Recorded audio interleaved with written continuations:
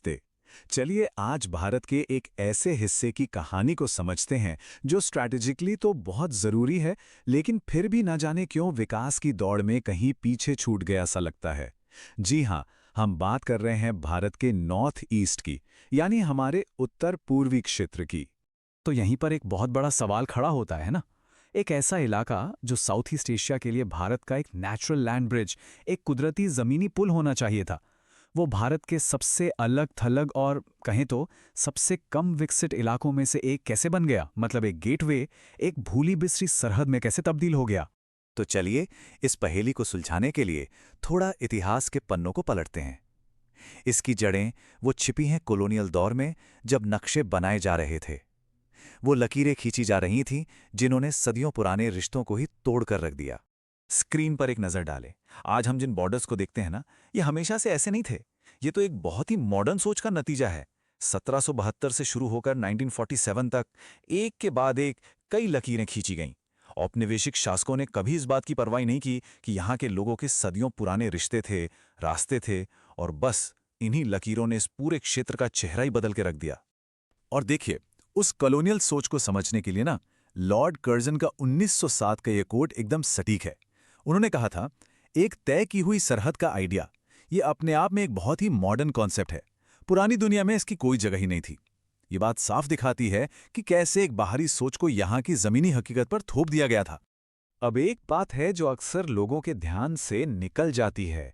North east ने एक नहीं बल्कि दो दो विभाजनों का दर्द झेला है। पहला 1937 में जब बर्मा को भारत से अलग किया गया, और फिर दूसरा 1947 में बंगाल और असम का बंटवारा। सोचिए, इन दोनों विभाजनों ने क्या किया? एक ही जैसे लोगों को, एथनिक ग्रुप्स को बांट दिया, और जो पुराने व्यापार के रास्ते थे वो सब के सब बंद हो गए। 1947 के पार्टीशन का असर तो इतना ज़्यादा गहरा था कि पूरा का पूरा नॉर्थ ईस्ट बाकी भारत से कट सा गया। जुड़ा भी तो बस एक पतले से रास्ते से, और अंदाज़ा लगाइए वो रास्ता कितना चौड़ा था। सिर्फ 29 किलोमीटर्स।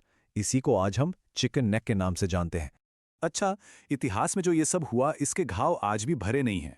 इनका असर आज हमें गवर्नेंस यानी शासन और विकास की चुनौतियों में साफ साफ दिखता है।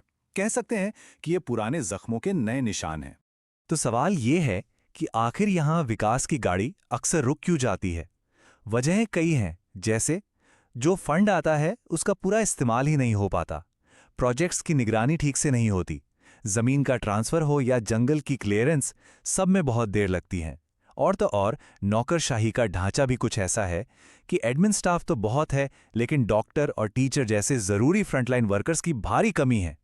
अब देखिए, जब हम खराब मॉनिटरिंग और जवाबदेही की कमी की बात करते हैं, तो इससे बड़ा उदाहरण और क्या होगा? सरकारी डेटा कहता है कि गंभीर रूप से कुपोषित बच्चे 1% से भी कम हैं, ठीक है? लेकिन 2014 का यूनिसेफ का डेटा कुछ और ही कहानी बताता है। उनके हिसाब से ये आंकड़ा मणिपुर में 3.5% से लेकर मेघालय और त्रिपुरा में लगभग 16% तक है। सोचिए, कितना बड़ा फर्क है, जमीन आसमान का। लेकिन ऐसा नहीं है कि कुछ हो नहीं रहा। अब इस पूरी तस्वीर को बदलने के लिए एक बड़ा ब्लूप्रिंट तैयार किया गया है, और उसका नाम है भारत की एक्ट ईस्ट पॉलिसी।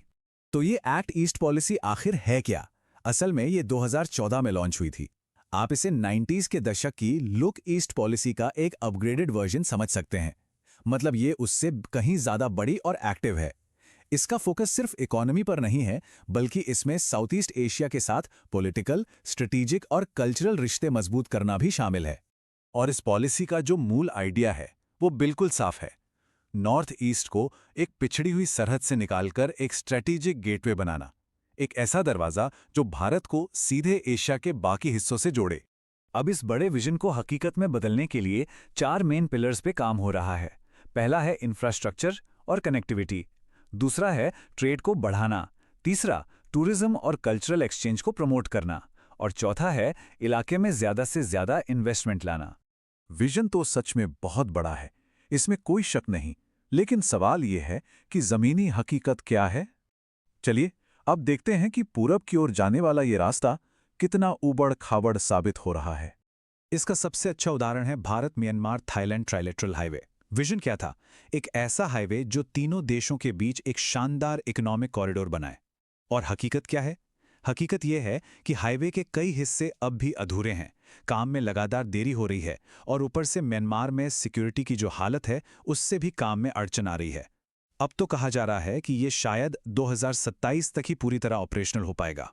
तो जैसा कि ये चार्ट दिखा रहा है, इस पॉलिसी की राह में 3 सबसे बड़ी रुकावटें हैं। पहला, इंफ्रास्ट्रक्चर की भारी कमी। दूसरा, सेंटर और स्टेट की एजेंसियों के बीच तालमेल की कमी। और तीसरा, बॉर्डर के उस पार से जुड़ी सिक्योरिटी की चिंताएं। तो आखिर में हम एक बहुत ही अहम सवाल पर आकर रुक जाते हैं। इतिहास की वो लकीरें तो नक्शों पर खींच दी गई थीं, पर सवाल ये है कि क्या भविष्य के ये कॉरिडोर्स, ये रास्ते, उन पुरानी लकीरों को ज़मीन पर सच में मिटा पाएंगे? क्या वो इस क्षेत्र को उसकी असली मंजिल तक पहुंचा पाएंगे? ये एक ऐसा सवाल है जिस पर सोचना बहुत ज़रूरी है।